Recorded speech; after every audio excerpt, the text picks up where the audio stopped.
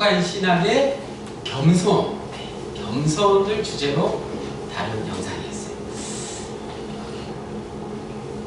자, 계속해서 우리가 성숙한 신앙, 내적으로 성숙한 신앙을 위해서 올 한 해 부지런히 말씀을 나누고 은혜를 나누는 우리 낙평영문이 되기를 원합니다. 자, 오늘 말씀의 제목은 오직 예수만 보이더라. 오늘 본문 34절에 나오는 말씀인가요? 36절에 나오는 말씀이죠. 오직 예수만 보이더라. 자, 설 명절이 이제 시작되었습니다. 설을 하루 앞두고 있는 오늘을 뭐라고 부르죠? 오늘 섣달 금음 할렐루야. 네. 정확하게 맞추셨어요, 김민우 의견님. 담임사관은 섣달 금음을 지금까지 모르고 있었더라고요. 섣달은 무슨 달이죠? 12월 맞습니다. 음력 12월. 금음은 그 달의 맨 마지막 날이 금음이에요. 섣달 금음은 뭐 설 전에 하루, 크리스마스 이브처럼 설 이브 이런 뜻이 아니에요. 12월의 마지막 날이라는 뜻입니다. 그래서 설이 드는 달이란 뜻에서 나온 말이고, 섣달 금음이란 음력으로 한 해의 마지막, 오늘이 음력으로 한 해의 마지막 날입니다. 우리 박원출 서교정교님 위해서 우리가 기도하는 가운데 있는데, 3위 되시는 김신호 집사님께서 안부를 전하며 보내주신 시 한 편이 있어요. 그 시의 제목이 섣달 금음이었습니다. 너무 시가 좋아서 한번 소개해드리려고요. 누가 한번 읽어주셨으면 좋겠는데 담임사관이 한번 읽어보겠습니다. 새해 아침 차례상, 앞줄 왼쪽 두 번째에 놓을 밤을 깎으시는 할아버지, 손자가 마주 앉아 이야기꽃을 피운다. 할아버지 눈썹은 왜 휘어지셨어요? 오늘 같은 섣달 금음에 잠을 자서 그렇단다. 저도 오늘 밤에 자면 눈썹이 한 올쯤은 휘어지겠네요. 그렇다 마다. 한 해를 보내며 아쉬워하시는 할아버지와 날줄과 새해를 맞아 설렘과 부푼 손자의 시줄이 한데 어울려 새로운 동화를 엮어낸다. 뜬 눈으로 밤을 지샌다. 이런 시가 있었어요. 이런 시를 보내주셨어요, 우리 김준호 집사님께서. 이 시 한 편을 통해서 섣달이 음력 12월이라는 것도, 그리고 금음이 그 달의 마지막이라는 날이라는 것도 처음 알았습니다. 그리고 더 중요한 것, 가장 중요한 것, 이 시의 메시지는 바로 이것이에요. 오늘 같은 섣달 금음은 잠을 잘 수가 없다는 거예요. 잠을 안 잤다는 거죠. 왜요? 온 가족이 도란도란 이야기를 나누고 밤새도록 사랑을 나누고 서로를 위해 주고 덕담을 나누고, 그래서 잠을 안 잤다는 거죠. 오늘 밤 여러분들 가정에 이러한 행복과 사랑과 기쁨이 넘치시기를 바랍니다. 가족 친지들과 함께 즐거운 성명절 되시기를 다시 한번 축복합니다. 자, 오늘 본문의 배경은, 오늘 본문의 배경이 어디죠? 바다인가요? 어디 들인가요? 산입니다. 산. 오늘 본문의 배경은 산. 오늘 본문은 마태복음, 마가복음, 누가복음, 요한복음, 공강복음에서 모두 예수님의 첫 번째 순환 예고, 예수님의 십자가의 고난을 예고한 이야기, 즉 십자가에 달려 죽으시고 3일 만에 부활하신다는 그 예고의 말씀을 제자들에게 들려주신 그 다음에 소개되고 있다는 것이에요. 왜일까요? 예수님의 죽음과 십자가의 죽음과 부활을 제자들에게 말씀하신 후에 변화산 이야기가, 오늘 산에 오르신 이야기가 소개되고 있어요. 어떤 연관성이 있을까요? 오늘 이야기는 기본적으로 부활하신 예수님의 영광의 모습을 보여주는 이야기로 그렇게 해석이 됩니다. 또 오늘 이야기는 베드로의 유명한 신앙 고백이 9장 20절에 나왔죠. 오늘 본문 20절에 예수는 하나님의 그리스도, 주는 그리스도시요 살아계신 하나님의 아들이십니다라는 마태복음의 고백과 같은 그 고백, 예수는 하나님의 그리스도라는 베드로의 고백을 오늘 본문 35절에서 이는 나의 아들이요 곧 택함을 받은 자라는 하나님의 음성으로, 하늘의 음성으로 확실하게 다시 한번 확인해주는 역할을 하고 있는 것이에요. 즉 오늘 말씀의 주제는 하나님의 아들 예수님입니다. 예수님은 하나님의 아들이시라는 초기 기독교인들의 인식과 경험의 고백인 것이에요. 초기 기독교인들은 예수님이 하나님의 아들이라는 사실이 오늘 우리가 느끼는 것처럼 이런 별 감흥이 없는 이런 느낌이 아니었던 것이죠. 오늘 이 시간 지금까지 우리가 알고 있던 변화산 이야기 그 너머의 의미를 다음 세 가지 질문에 대한 답을 통해서 알아보기를 원합니다. 첫 번째 질문 한번 따라해 볼까요? 왜 높은 산에 오르셨나? 왜 높은 산에 오르셨나? 이 질문에 여러분 한번 답해 보세요.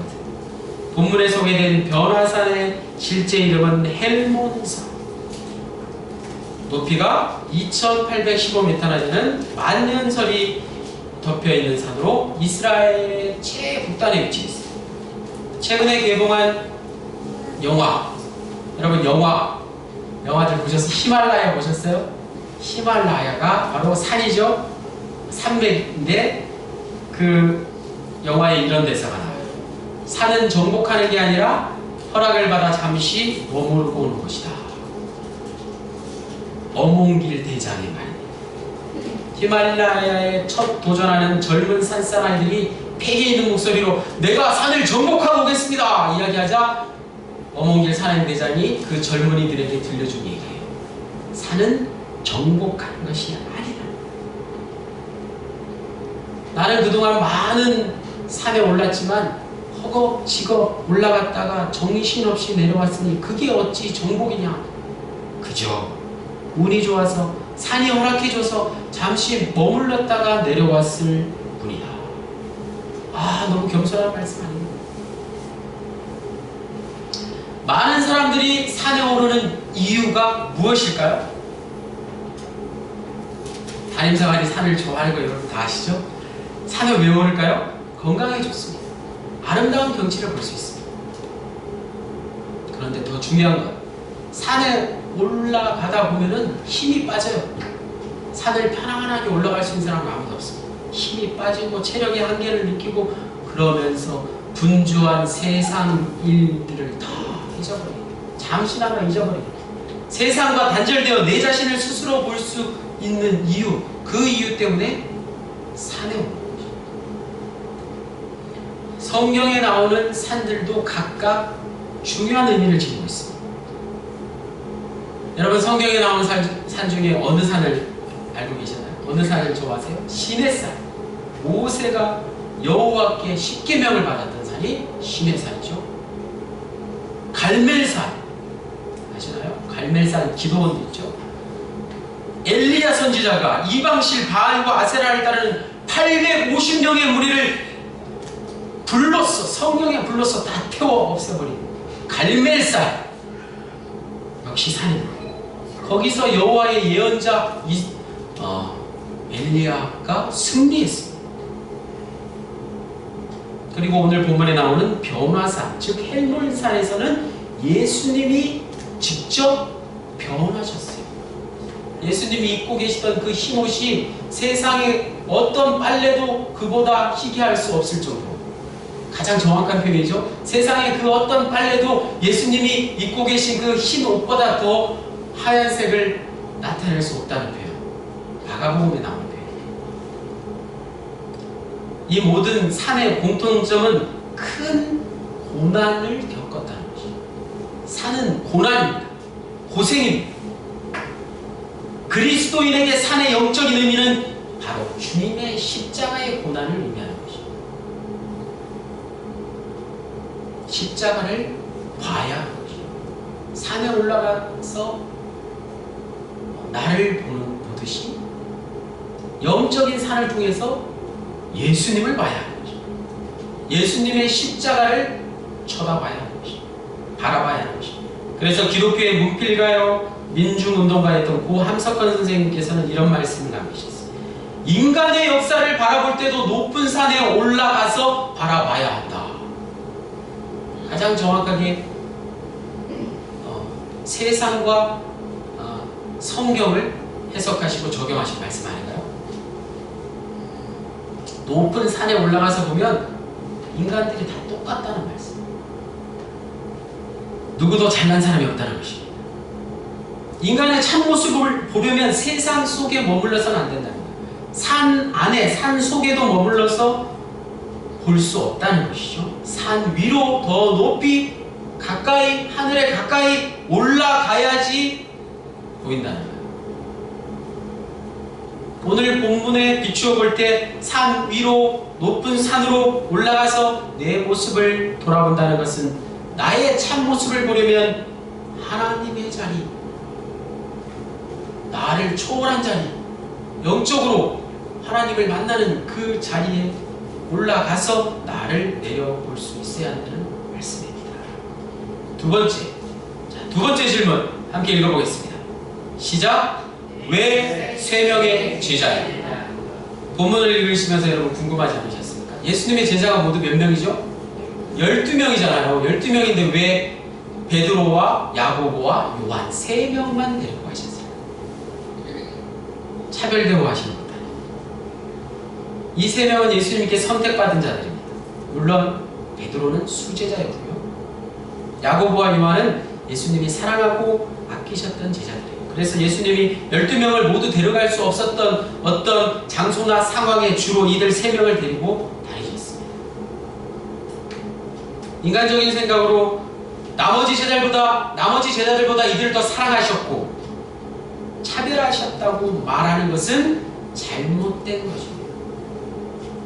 왜냐? 예수님이 누구를 차별하시는 분이 아니십니다.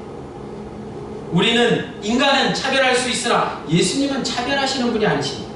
따라서 우리는 누군가에게 차별받는다고 생각하기 이전에 예수님의 사랑을 깨닫고 그 사랑을 먼저 나눌 수 있어야 됩니다. 중요한 말씀입니다. 예수님의 사랑은 누군가를 차별하지도 않을 뿐 아니라 누군가에게 차별받는다고 생각하지도 않는 것입니다. 여러분, 그래서 내가 차별받고 있다고 생각하지 마십시오. 실제로 예수님의 사랑하는 제자 베드로와 야고보와 요한은 왜 예수님께 선택되어 변화산에 함께 올라갈 수 있었는지 그 이유가 궁금하지 않으십니까? 예수님은 왜 3명의 제자만 데리고 변화산에 오르셨을까요? 저와 여러분의 지극히 인간적인 생각들을 이 시간 떨쳐버릴 수 있기를 원합니다. 그것은 오늘 본문 말씀 앞, 뒤를 잘 읽어보셔야 돼요. 집에 가셔서 오늘 본문 누가복음 9장의 앞 8장과 누가복음 9장의 다음 10장을 잘 읽어보세요. 거기 답이 나와 있습니다. 오늘 본문 앞뒤로 베드로와 야고보와 요한의 인간적인 실상이 적나라하게 드러나고 있다는 것이죠. 먼저 베드로는 누가복음 8장에서 이렇게 예수님을 고백합니다. 20절에 예수께서 이르시되 너희는 나를 누구라 하느냐? 베드로가 대답하여 이르되 하나님의 그리스도시니이다. 저 말씀의 의미를 여러분 잘 알고 계시죠? 저 신앙 고백의 의미를 여러분 잘 알고 계실 줄 믿습니다. 그런데 그 고백이 끝나자마자 베드로는 예수님의 십자가의 죽음과 부활을 믿을 수가 없어서 이해하지 못하고 예수님께 버럭 화를 내고 말죠. 마가복음 본문 같은 말씀이 있는 마가복음 8장 33절에 예수께서 돌이켜 제자들을 보시며 베드로를 꾸짖어 이르시되 사단아 내 뒤로 물러가라. 네가 하나님의 일을 생각하지 아니하고 도리어 사람의 일을 생각하는. 베드로가 예수님께 사단이란 말을 들었어요. 야고보와 요한은 어떻습니까? 오늘 보면 54절에 가면 제자 야고보와 요한이 이를 보고 이르되 주여 우리가 불을 명하여 하늘로부터 내려 저들을 멸하라 하기를 원하시나이까.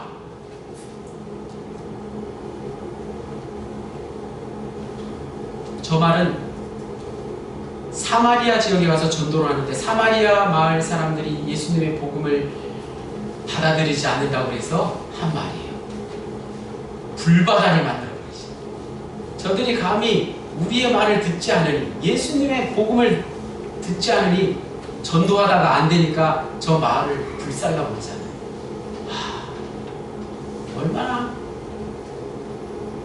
얼마나 안타까운 말입니까? 예수님께 꾸준함을 듣게 되죠. 좀 이해가 되시나요? 예수님이 베드로와 야고보와 요한을 왜 변화산에 데리고 올라가셨는지, 그 이유, 그들이 바로 변화의 대상이었던 것이에요. 12명 가운데 가장 똑똑하고 잘나서가 아니라 그들이 먼저 변화되어야 한다는 사실. 제자 가운데 가장 사랑하는 자들을 차별해서 3명을 선택하신 것이 아닙니다. 가장 큰 실수를 저지른 자들을 가장 먼저 변화의 대상으로 삼으셨던 것입니다.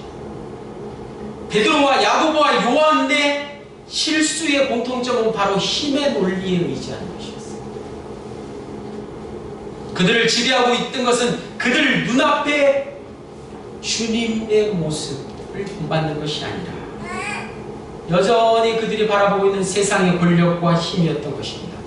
그래서 가장 먼저 가장 크게 변화되어야 할 사람들이 바로 베드로와 야고보와 요한 3사람이었어요. 앞으로도 계속되는 이 3명의 권력 다툼과 힘 자랑과 세속적인 마음을 주님께서 아셨기에 3사람을 먼저 뽑으셔서 앞으로 교회를 세워 너희가 먼저 교회를 이끌어 나가야 하니까, 너희가 먼저 변화받아야 된다, 변화되어야 한다는 것을 예수님이 직접 변화하시는 모습을 통해 보여주시고, 오늘 우리에게 주는 영적 메시지가 어떤 것입니까? 오늘 우리가 교회 안에서 주의 일을 한다고 할 때 뽑히잖아요. 하사관 임명 받잖아요. 대우받잖아요. 선택받고 어떻게 보면 높은 자리에 올라가는 것 같죠? 그럴수록 베드로와 야고보와 요한처럼 되면 안 돼. 교만하지 말고 주님께서 주신 사명이 무엇인지를 온전히 깨닫고 내가 할 일이 무엇인가, 내가 이 책임을 어떻게 감당해야 할 것인가를 생각해야 합니다. 한마디로 내가 어떻게 변화되어야 할 것인가, 거기에 집중해야 되는 말씀입니다. 세 번째 함께 읽어보시겠습니다. 시작. 왜 내려와야 하는가?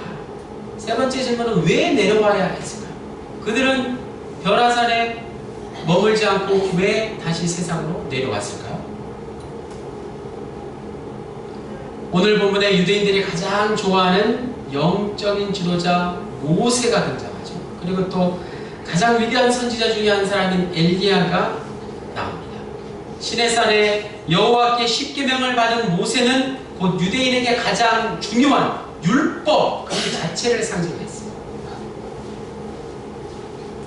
또 여호와 하나님께서 가장 싫어하시는 우상들을 많은 사람들이 지켜보는 가운데 갈멜산에서 불태워버린 위대한 선지자 엘리야는 죽음을 맞이하지 않고 하늘로 들림받았습니다.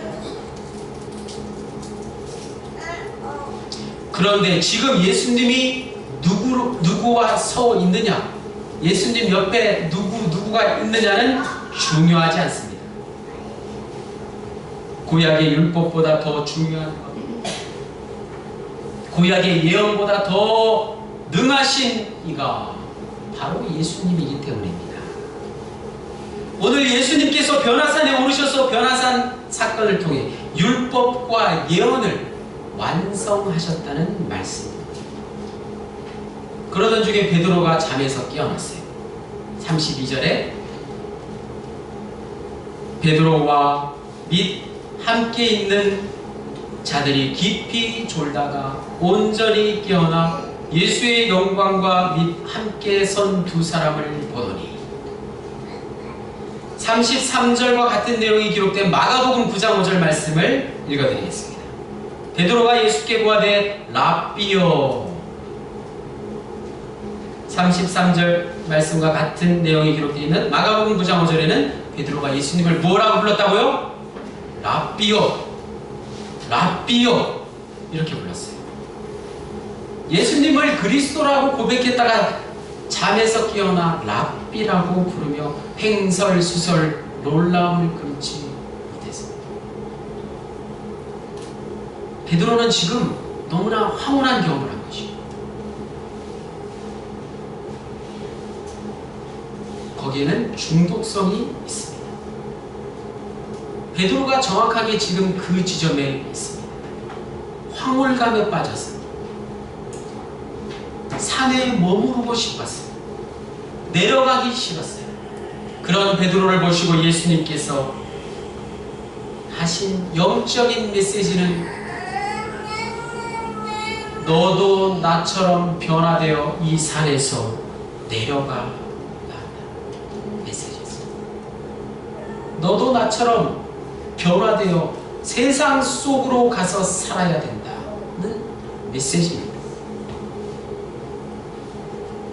베드로와 야고보와 요한에게 주신 메시지는 너희가 주님을 만나서 복음으로 변형되었으면 산 위에만 머물러 있으면 안 되고 세상으로 내려가라 하는 말씀이었습니다. 높은 곳에 서 있는 담임사관에게 주는 메시지입니다.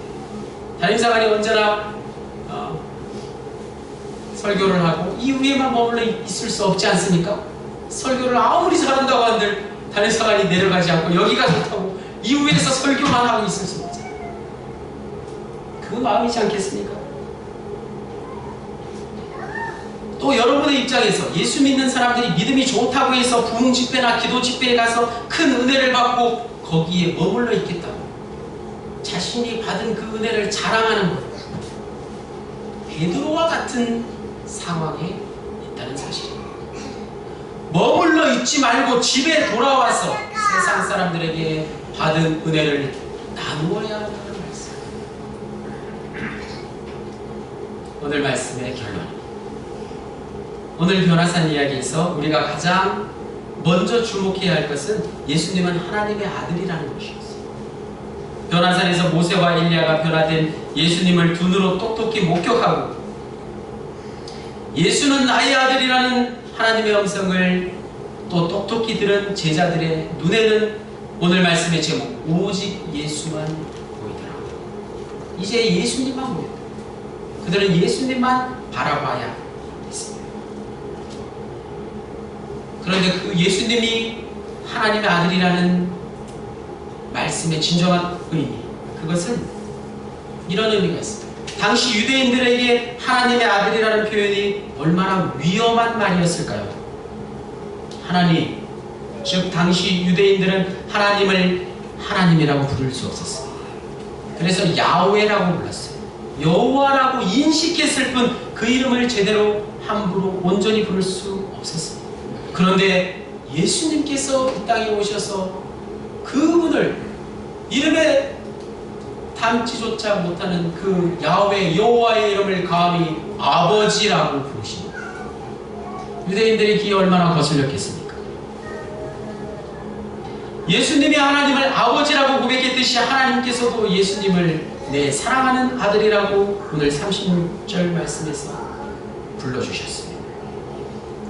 하나님을 아버지라고 부른 예수님, 성부, 성자, 성령, 삼위일체이신 하나님의 속성이 예수님에게 있다는 것입니다. 예수님을 믿는 오늘 우리에게도 하나님의 자녀된 우리에게도 동일하게 적용된다는 사실입니다. 비록 사람마다 차이가 있을 수는 있지만 매우 지극히 작은 것이긴 하지만 하나님의 속성이, 하나님의 사랑이, 하나님의 마음이 저와 여러분의 마음속에도 남아있다는 사실입니다.